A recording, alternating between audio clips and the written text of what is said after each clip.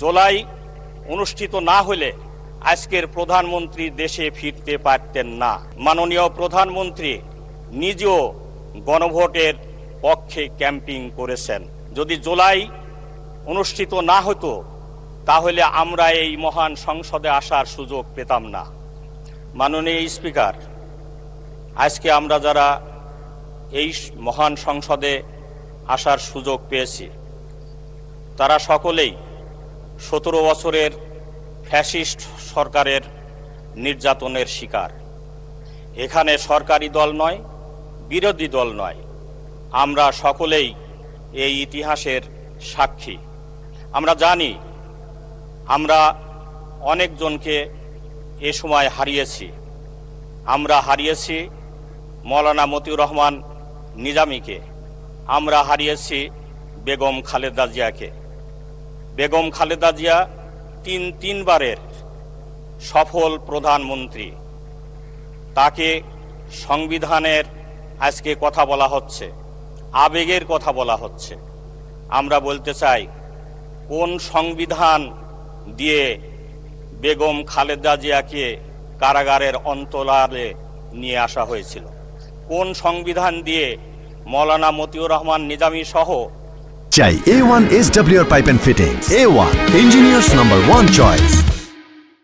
7 জন 11 জন আমাদের শীর্ষ নেতৃত্বকে আপনার শহীদ করা হয়েছে।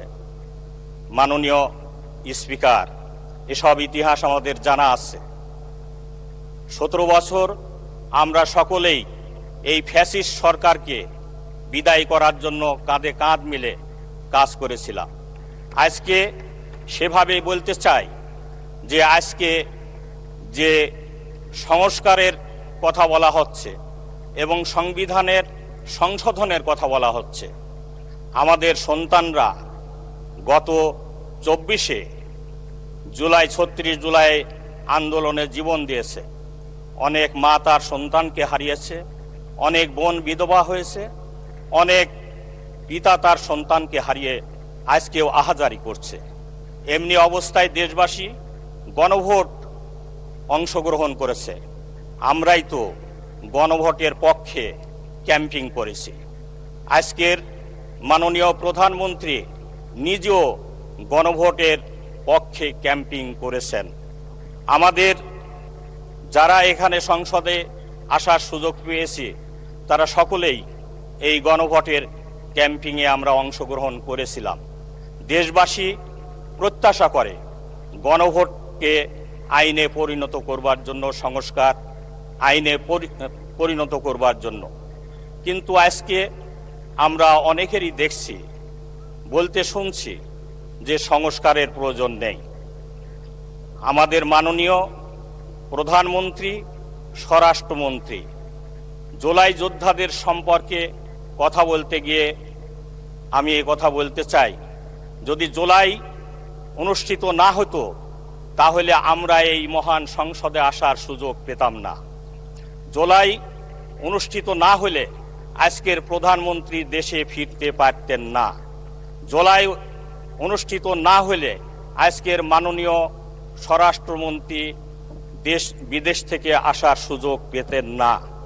আমরা হাড়ে হাড়ে এবং তিলে তেলে অনুভব করি।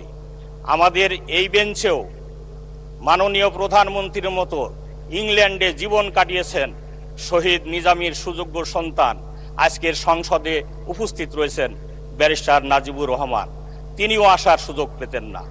আমরা এটাও জানি, জুলাই অনুষ্ঠিত না হলে আমরা ব্যারিস্টার আরমানকে এই এলাকায় পেতাম না, এই সংসদে পেতাম না।